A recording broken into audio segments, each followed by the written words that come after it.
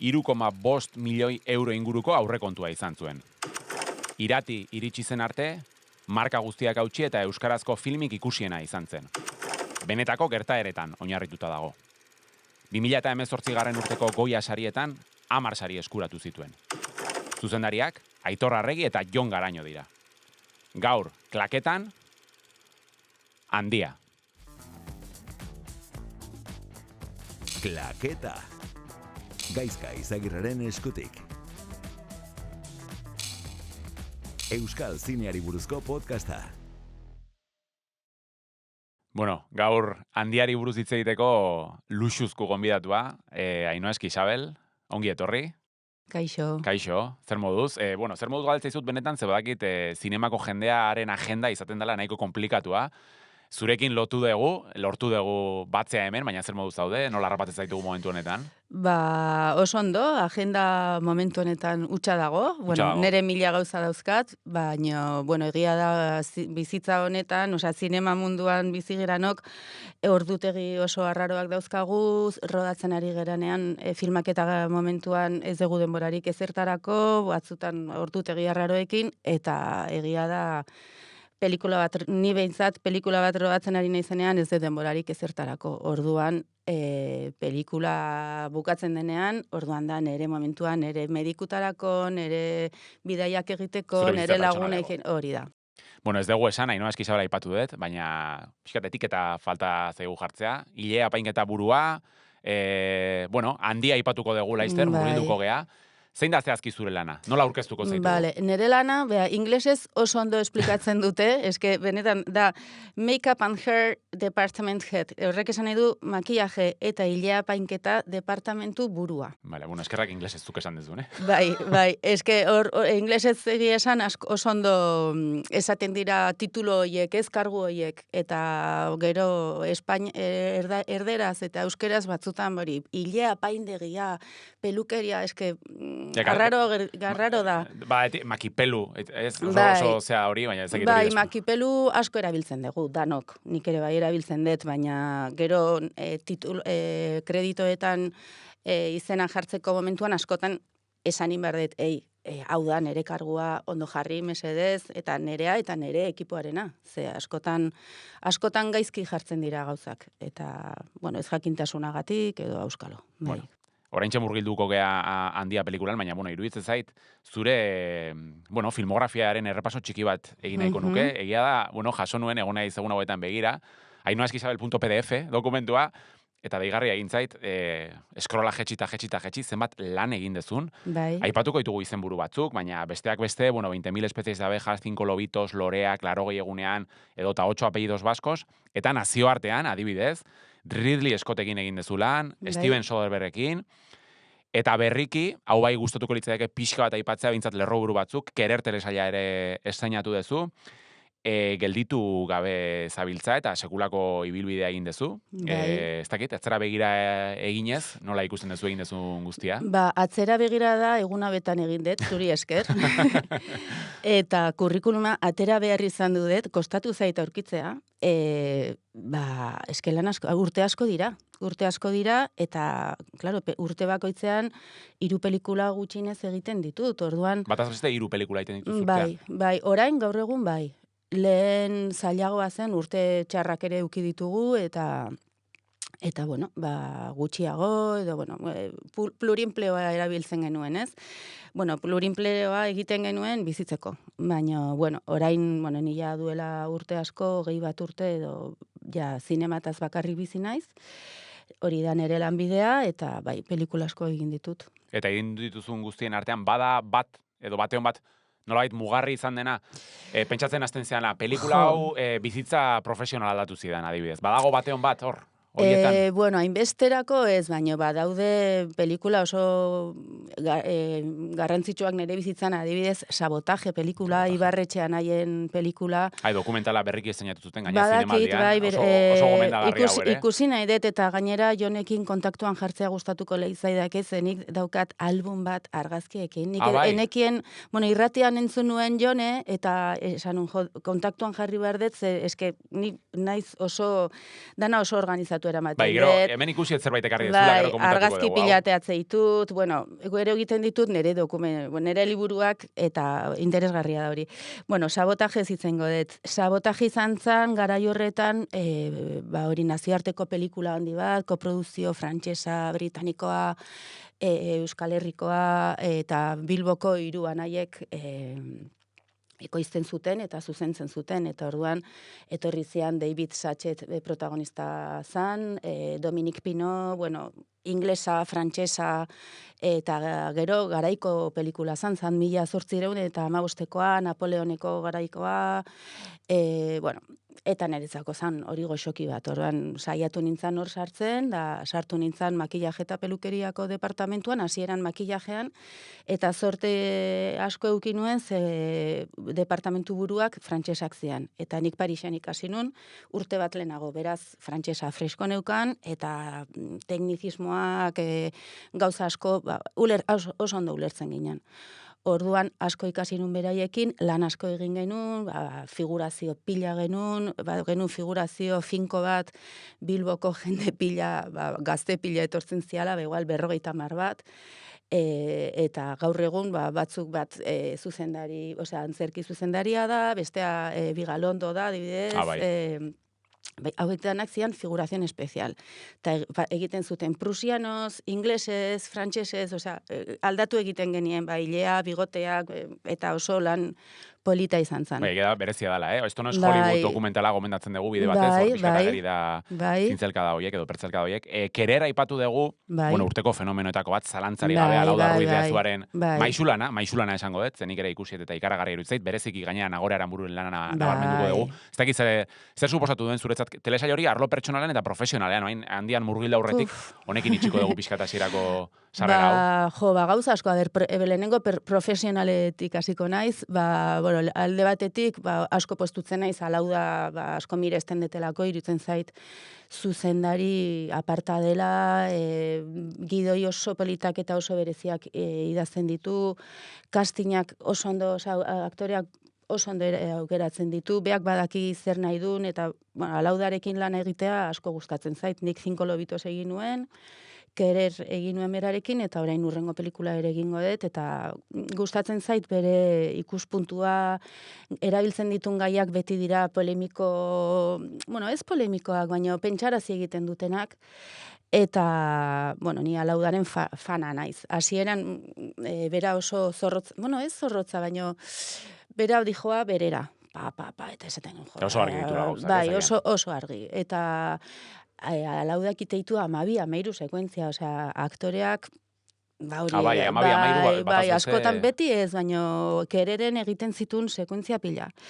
Eta, oso pozik nago Alaudaren arrakastagatik, eta gero, Nagore, lagun mina, duela 25 urte ezagutu nuen Parisen garai hartan anartzen eskazalako, eta, berdin du. Eta, eske anartzek ere bere senarrak Parisen ikasi zuen, da, han elkartu ginean behin da. Eta, orain, elkartzen geranean, garai hoietaz hitz egiten dugu, ez. Eta, Nagore niretzako, Ondarraoak, Loreak lan egin genuen elkar, Ondarraoak iruditzen zait ere oso ondo dagoela, eta orduan horrelako paper bat Nagoreri ematea, niri asko postu nindun. Eta gero Pedro Casablanc ere bai ezagutzen nun lagun batzuengatik, eta Pedro beti antzerkiak lan egin du, zineman ere bai, baina bioi lan horrelako paper protagonista ematea, eta demostratu dute zeintzu diran, ze ondo lan egiten duten da.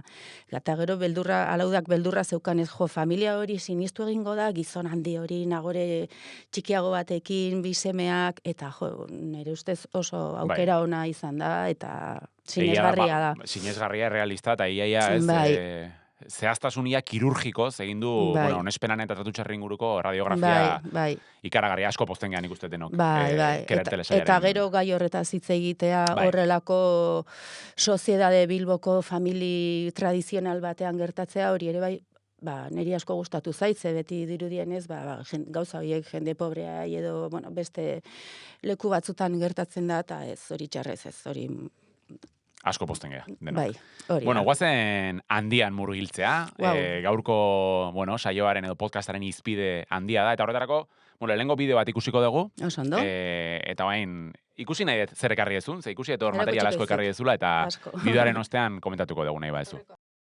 Bueno, bideo honetan, nik uste bideo hau prestatu zutela Oskar sarien, Oskarrak ez, oraindik Oskarrak ez, barkatu, Goya sarietarako prestatu zuten, bueno, pixkat hemen ikusten da zuen lana, ezta? Horre Joseba Usabiagarekin, makilatzea, zikintzea eta sartzen dituzte.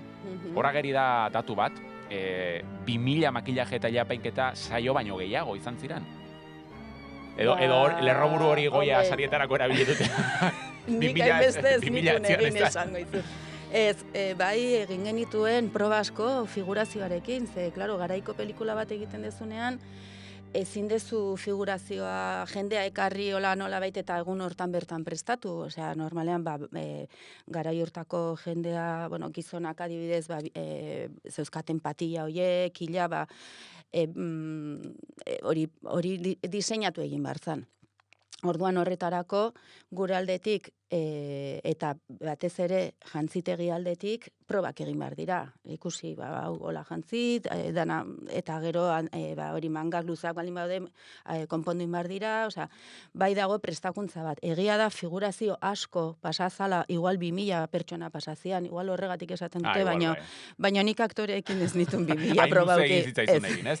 Bueno, nik uste urrengo galderen erantzun ia guztiak, hor eskuartean Ainoak ekarri ditu, bilduma, kuaderno batzuk nahiko lodiak, horri asko dituenak. Oso potoloak, oso, vintage irabiliko, ez dakit gaur vintage, ze gaur egun leheno komentatzen egon geha, ez dakit gaur analogikoa, digitalen arteko talka horretan, honek ere garrantzia duen, baina, hemen dauzka Ainoak, ez dakit, nahi bezu pixkate azaldu hor eskuartean zer daukazun? Bueno, hemen daukat nik aldez aurretik egin nuen lanaren, lana, aldez aurretik eta geroz rodajean zehar, hemen daukat, lehenengo talde zerrenda, hori oso garrantzitsua da talde zerrenda, nik imprimatu egiten dut. Bueno, ez dugu komentatu, pixkat zu buru edo, baina lantaldean, zenbat, zure departamentuan, zenbat izan zaitezke adibidez, gure handia pelikula? departamentuan rodajean, berez, 4 pertsona izan ginen. Oso ekipo murriztua horrelako pelikula bat egiteko. Ze komentatu dut, barkatu, 3,5 milioi inguru aurrekontua dauka handiak, asko dirudi, baina tamaina honetako pelikula batentzat, adibidez, Iratik 4tik gora izan zuen, ez da aurrekontu altu egia ere. Ez. Guretzako, izan, dirutza bat, baina, klaro, eske pelikula honek lan asko zuen. Eta nire ekipoak, nire lantaldeak ginen, 4 pertsona, pelukera, Olga, makillariani, eta gure laguntzaileak, Sebe eta Inez. Orduan, 4 pertsonak ez dira nahikoa. Eta niri askotan gertatzen zitzaidan, hori zuk, adibidez, 5 aktore prestatzen dituzu, eta ja lehenengo sekuentzia rodatzea dijoaz, eta orduan rodajera 7 dijoaz laguntzaileak. Baina gero zetozen, zetozten 5 aktore gehiago, edo 3 aktore gehiago, eta horiek ni bakarrik egin behar nituen, da adibidez, edo eneko zahartu, eneko zahartzeko, edo edonor zahartzeko azala tiratu inbar dezu, eskuak behar dituzu, nik ez dakit nola, nik bakarrik egiten nuen, eskuatekin azala tiratu, late jarri, legortu, hautsak jarri, gero markatu. Gaina, eneko aipatzen dezula, hor gaina eneko bazuen zailtasun ekstra bat, ez? Ze bikoitz bat zuen, ez? Erabiltzen zuen saskibaloi jokalari... Bueno, enekoren zailtasuna lehenengo izan zen erraldoi bat zala. Orduan, eneko sortzea, Josemiel...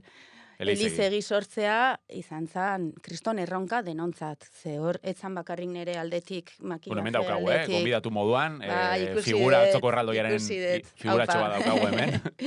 Orduan, itzengo dut lehenengo adibidez enekoren, erraldoiaren sormenaz, ez? Erraldoiaren sormena izan zen lehenengo proban eretzako, ez? Denentzako, danok ikusi nahi genuen nola sortuko dugu, orduan.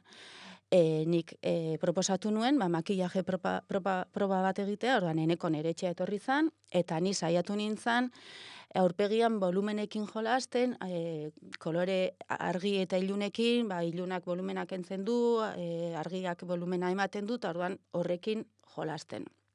Orduan egin genuen, gero ginion garai hortako razkera bat, eta etorri ginen honea zuatzura, Moriartiko ofizi...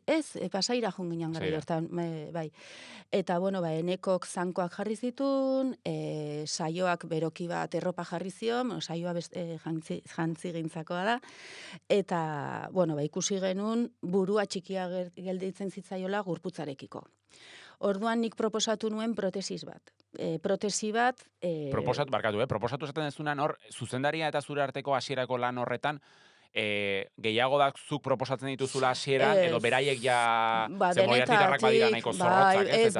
Beraiek, noski, beraiek badakite zer dakiten, osea, zer nahi duten, eta nik, baina, bueno, nik azkenean sortu egiten dut, eta nik nire proposamenak ere eman behar ditut, orduan, ziur aski beraiek berdina pentsatzu zuten, baina nik makillaje aldetik esan tiponek burua oso txikia dauka gorputzarekiko, orduan nola egin dezakegun, egin dezakegu protesi bat masailean jartzen, orduan horrek aurpegia luzatu ingo zion, gero gaina dokumentazio asko genuen, gigantismo edo ez dut izenean gogoratzen, pertsonen argazkiak nitun, nik ikusten nun, aurpegi oso luzea, handia zutela. Osea, erreferentziak hartzen zenitun, ez? Noski, beti erreferentziak behar ditugu, beti.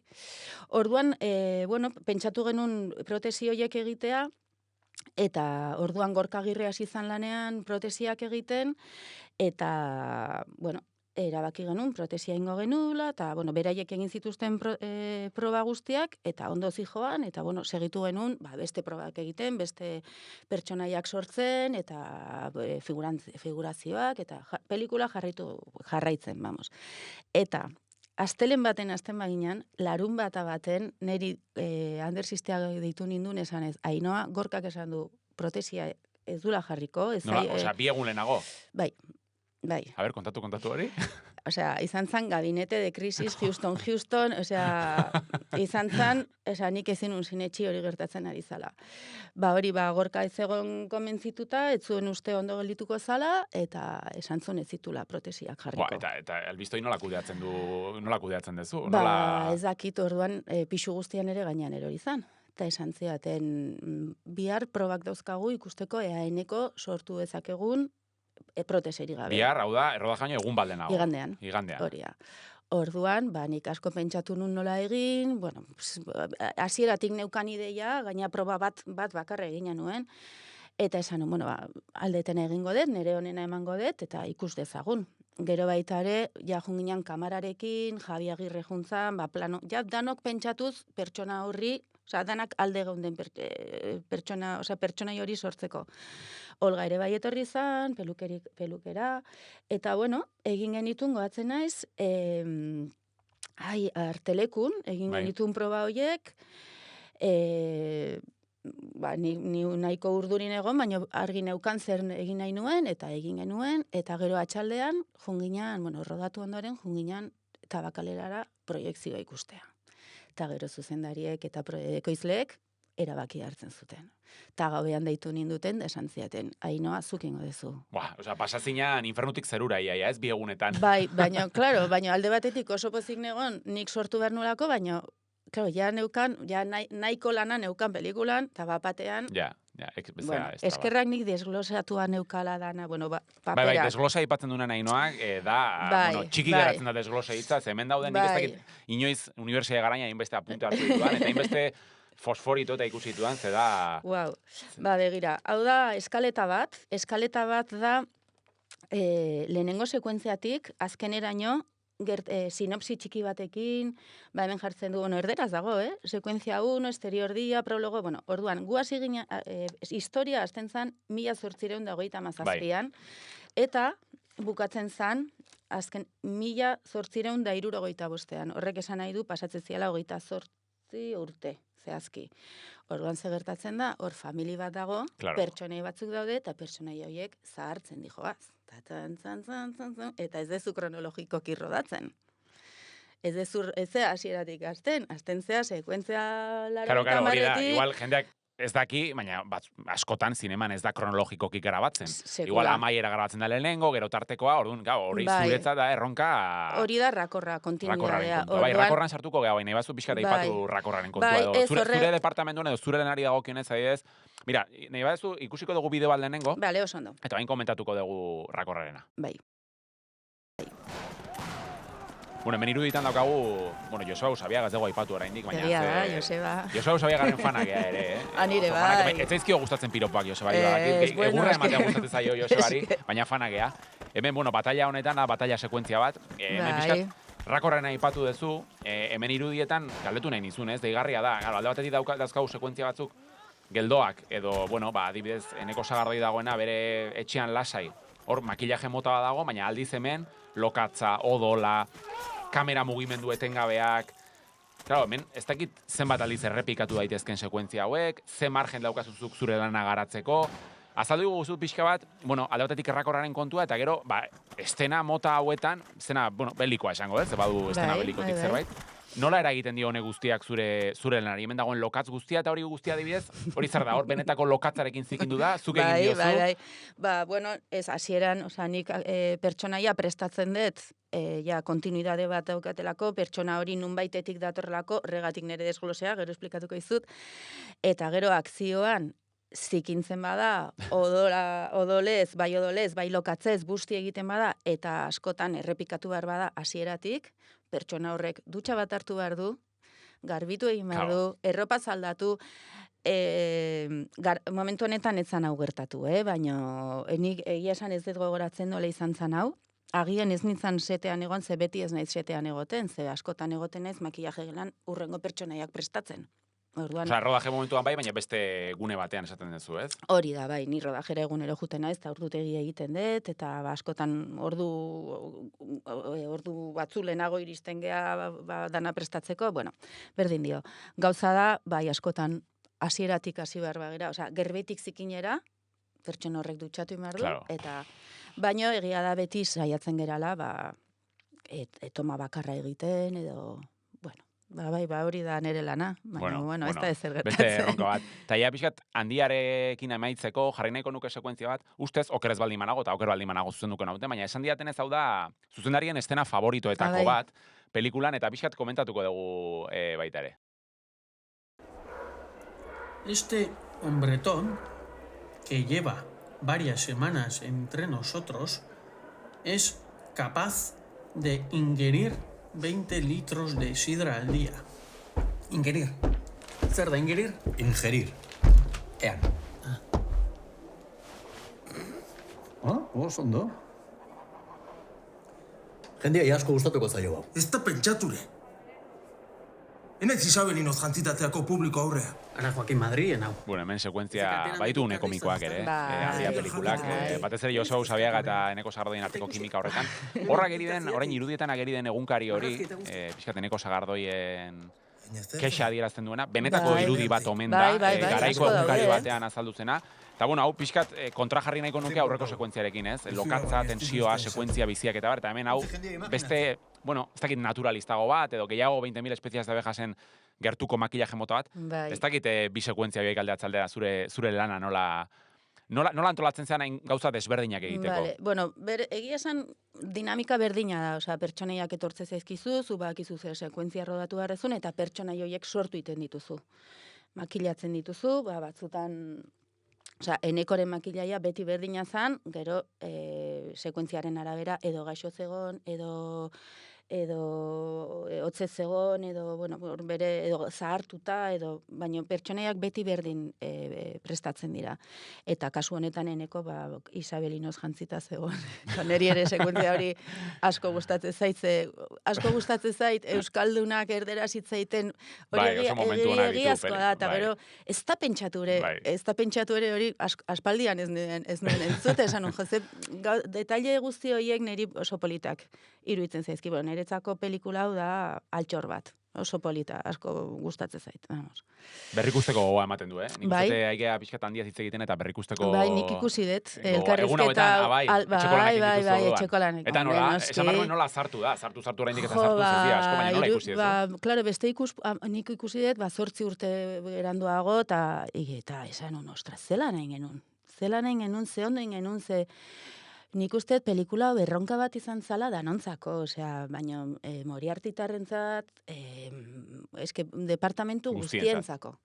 Eta danok jarri genuen gure honena, gure maitasun askorekin egin genuen, gustoz egin genuen, ze goxoki bat zan, gure lana gustatu iten zaigu, ez bazigu gustatzen, ez dupena merezi, gure lana gustatzen zaigu, orduan, danok egin genuen gure honena, eta bueno, gero, ikusi zan, ez, eukidun arrakasta, eta sariak, hori hortaz ere itzeingo dugu, ze... Bai, sariena, bueno, bai, horrekin pixkat, 10 sari irabazi zituen, 10 goia sari, baina deigarria egiten zait, justu irabazi ez zituenak izan ziela zuzendari honena eta pelikula honena. Hau da, posible da pelikula batek 10 goia sari irabaztea, eta ez izatea pelikularik honena edo zuzendaririk honena. Bai, danok harritu ginen, bai, ni Isabel Koixetengatik asko miresten dut eta asko gustatzen zait, bai, bitan egin dut lana berarekin, asko postu nintzen, La Libreria pelikula asko gustatu zitzaidan, baina esan, ez da posible. Nik pentsatu nun baitaren, emakumeei sariak eman behar zaizkien, bueno, ez dakit, berak entzuten badit, baina berak ere esaten zuen. Orekatu, nolabait orekatu egin nahi izan zutela. Igual, bai, baina eske ez dakit. Ja, goia sarien mundua, ez, hori sarien kontua eta nola daramazu, giro hori... Neri ez zait bate gustatzen. Ez da nere mundua. Orain, azkeneko aldiz, 20.000 espeziesta berresekin egon zinen, ez da? Ez zaizu gustatzen. Deseroso sentitzen zera, edo? Ez da, gustatzen zait, zinema munduko lankideak aurkitzen ditu dalako, ez? Nik adibidez Madrilen lan asko indet, eta, bueno, Espainian zehar, leku askotan lankide asko dauzkat, Madriletik, eta Espainia guztitik datozenak orduan, elkartzeko modu bada, ez? Eta horregatik asko gustatzen zait, baina gero ez da nere mundua. Ez da zure mundua. Ez, eta nik adibidez lehenengo aldiz Goiat saritara jo nintzenean, Goia irabazi nuela, urduri jarri nintzen, ez nekin zerropa jarri, gaizki pasanun, takoiak eramanitun, eske izan zen eretzako zigor bat. Oraingo azken Goia saritara jo naizela, jarri nitu nere botak, nere soineko erosoat, esan hon, ni jungo naiz, ni naizen bezala, eta berdin zait. Zaila izan da, bai, mundu horretan. Bai, gero mundu faltsua da, gero gauzat esango izu, teknikariak, ez dira garrantzitsuak Goia saritan. Hori ere, teknikarien kontua, eta hori ere bada pixkat podcast honen xedea, ez? Teknikariak aldarrikatzea, pelikulen B aldea, horre egiten den, askotan medioetan aktoreak eta zuzendariak azaltzen dira bat, baina arlo tekniko hori ere nik uste badela zerbait aldarrikatzekoa, ez da? Bai, eske batez ere artista asko dago, Artista asko dago, jende oso ona dago, arlo guztietan, eta pelikula lantaldeko gauza bada. Egia da, sormena, eta hor gaude gidoilaria zuzendariak aurpegia ematen dutenak aktoreak dira, baina hoien atzean lan asko dago, eta jende asko dago. Amaitzen juteko gustatuko litzaidake pixkat Ainhoaren gustu zinematografikoak ezagutzea, ze imaginatzen dut, pelikulak, telesailak ikusiko dituzula pertsonalki, eta gero nolabait elikatzeko, ez da? Zure lan hori aberasteko, garrantzitsua izango da pelikulak, telesailak, dokumentalak ikustea. Ez dakit, zeintzu dira zure gustuak? Ze gustatzen zaio Ainhoari ikustea? Eske egia esan, nik denetatik ikusten dut musika bezala, ezin dut esan, ez, niri jebia gustatzen zait, ez, niri musika, gustatzen zait, nire abanikoa, bonezakin nola esaten den, euskeraz, oso irekia da.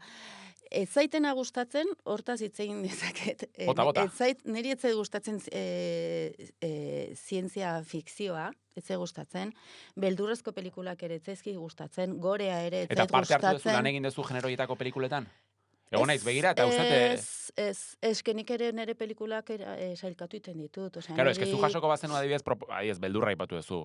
Pelikulak gore baterako, zure lana izango litzateke hor, etzenuke onartuko pelikula horretarako? Ez, sufritzeko. Niri historia gustatzen zaizkit. Orduan, niri gidoi bat eskuartean daukatenean esaten dut, wow. Orduan, eta horrek motibatuten hau. Claro, lehen ezin nun aukeratu, orain gaur egun bai. Aukeratu zunean, hau galdatu nahi nizun, zure, momentu honetan zauden mailan, zuk eskariak jaso egiten dituzu, zuzea juten zeana zuzendari edo, eskariak jasotzen dituzuzuk, ez? Nola izaten da hori, igual jendeak hori ez daki nola funtzionatzen duen. Zorionez duela asko, nik ez detela lana bilatzen, egia esan, lana bilatzea ez zait bat ere gustatu sekula. Eta ez orionez eskaintzak etortze zaizkit, batzutan gehiago bestetan gutxigo, askotan ez esan behar dut agenda gaitik, ezin detelako, orain Arantxa Etxeberriaren pelikula bat eskaini diate Donostian, da ezin dut egin. Ala infiltrada guain berriki grabatu duena, ezta? Bai, baren beste bat egin behar du, eta jopena ematen dit, zeu Arantxa Etxeberriaren zinema gustatze zait, eta, bueno, gustatuko litzaidake, eta gaina Donostian da eskainik etxean lan egiteko gogo asko daukat. Nazkatuta janago. Ja, kanpoan egoteaz, ezta? Ja, zahartzen ari naiz, eta baina, bueno. Eta bai, askotan gidoi bat iristen eskuartean baldin badukat eta ez bazait gustatzen, ezkoa esaten dut. Zuzenean. Bai, nahiago dut, nik gaur egun hainbeste ematen dugu pelikula bat bakoitzean, Gustu egiten zatela nola baitu, horrez? Bai, eta egin behar dezu motivatuta. Motivatuta ez bazaude ez dupena merezi. Hori nabari da azkenean. Bai. Bera, ondo irutzen bazaizu, zure gusto zinematografikoak ezagutzeko ingoizkizut 5 galdera labur. Bai. Saiatu zaitez labur erantzuten. Aber, gaizean. Negar gehien eragin dizun filma, zein izan da? Begira, Mi vida sin mi, My life without me. Koixetena, ez? Koixetena. Txikitan Kramer kontra Kramerrek negarrarazi egin Dustin zian. Hoffman eta Meryl Streep eta zoragarria hori ere. Bai. Zure film, hau zaila da, zure film nahi telesail kutxuna? Jo, izan daiteke Euskal Herrikoa da naziartekoa, edo zein? Bai, Euskal Herriko adibidez, Ondarauak, ikusi deten azkena, Ondarauak oso nahi iruditu zait, Koldo Almandozek egiten duna asko gustatzen zait. Berriki gaina zerua hauak. Bai, badakit, desiatzen inaiz. Eta gero, begira, egia esan gizut, niko hain ikusi deten ere, azken seria izan da... Venga, guilty pleasure, ezkutuko plazerroiek behar ditugu. Venga, inor begira ez dagonean zer ikusten du hainoak.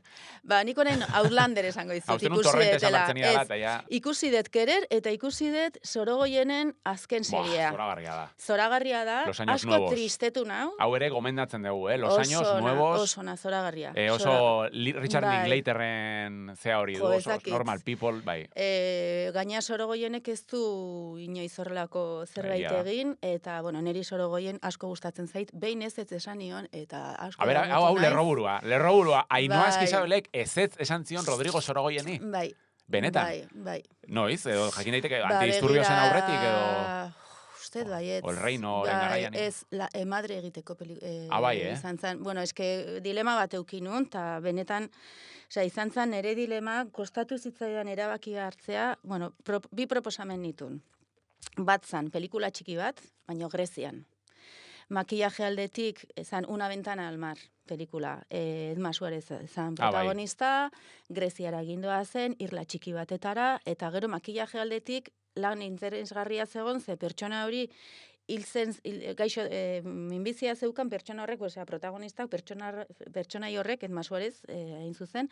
Orduan, gaixotzen zijoan, baina aldi berean irla horietara juten danean, oso ondo sentitzen dijoa, eta maitemindu egiten da, eta, bueno, historia oso politan zan nire ustez.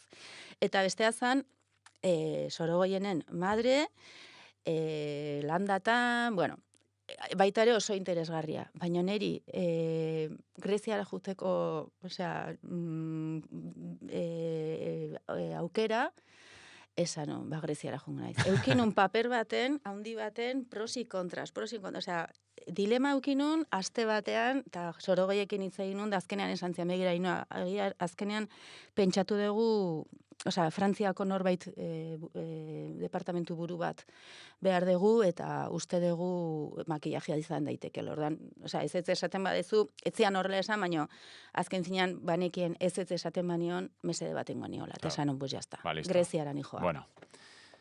Eta beste bat, laburre, lehen zita batean jarriko zenuken film edo telesaila, zure lehen zita batean. Ai, ama. Ze jarriko zenuke? Poor Things. Poor Things. Begira, Poor Things aipatzen dezula. Hemen podcast honetan, amaiera moduan emateko hemen ikusten duzu, hemen montatu duten set zoragarri honetan. Oso polita, bai. Zalantzarik ez dago, zinema saio badela, hau. Hemen daukadan nire, etxetik ikarriteko bildumo bat, eta begira, kasualidadea, opari bat ekarri dizut.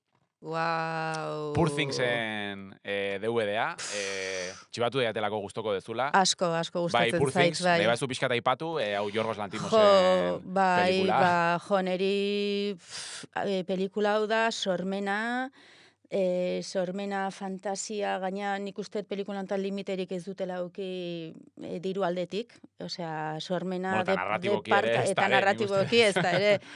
Orduan, bueno, Emma Stone dago, eske, osea, begira, jantziak, jantziak, makillaje eta pelukeria, aktoreak, Willem Dafoe, noiz, behin zinemaldian ezautu nula, por cierto, bai, ni zinemaldian jende asko ezagutu dut, bai, hori beste egun batean kontatuko Bueno, nahi badezu, ja, amaitzeko titular modun, nahi badezu, azken salseo, azken zea bat bota lasai, Ez, hori, da, pelikula basko gustatu zitzaidan. Osea, Emma Stone eta Mark Ruffalok Lisboan egiten duten dantza, bai. Osea, iruditu zitzaidan sekuentzia bat, osea, parrez lehertu nintzen, eta, bueno, berriz ikusiko dut. Bueno, oparia zuretzat, baina egia da hoi, ematen izun momentuan, esan beharko nuke, bueno, podcast honen bigarren denboraldia egongo balitz, eta aurrekontu gehiago izango bagenu ustet, oparitu beharko genukela DVD irakurgailua. Zenik, uste dut, konstiente naizela, hau oparitzen duten bakoitzan, jendeak ez daukala etxean hori irakurtzeko tresnarik, ezta? Orduan, bigarren denboraldietan ingo duguna da irakurgailua oparitu zuzenean. Vale. Bueno, ez dute hainbeste kostatzen, osea... Bueno, bilduma moduan ere polita gelditzen da apalean, orduan, gutaz gogoratzeko Poor Things. Honekin amaitzen dugu, mila milioi esker, Ainoa. Zoragarria iruditzen zait, zinemaren behalde hau ezagutzea, ustez, importantea dela, jendeak, bueno, arlo teknikoa eta arlo guzti hauek ezagutaraztea, orduan, eskerrik asko, jarraituko zaitugu, hor aipatu duzu, Alaudaren pelikulan hor gelditu naiz, Alaudela pelikula berrian... Bai, urrengo proiektua Alaudaren pelikula da. Gidoia irakurri dut. Osondo, eskerrik asko, mila esker. Bai, mila esker zuai. Klaketa entzun duzu. Euskal Zineari buruzko podcasta. Zuzendaritza, gidoia eta aurkezpena Gaizka Izagirre. Irudi grabaketa eta edizioa Xabier Larrañaga eta Nerea Montzon. Audio grabaketa eta muntaia Iñaki Beraetxe eta Kerman Rico. Diseinua Sara Juaristi. EITB Median entzun eta jarraitu dezakezu Klaketa. EITBren YouTubeko kanalean ikusi eta zure gustuko plataforman ere topatuko gaituzu. Ontaimen ekoizpena.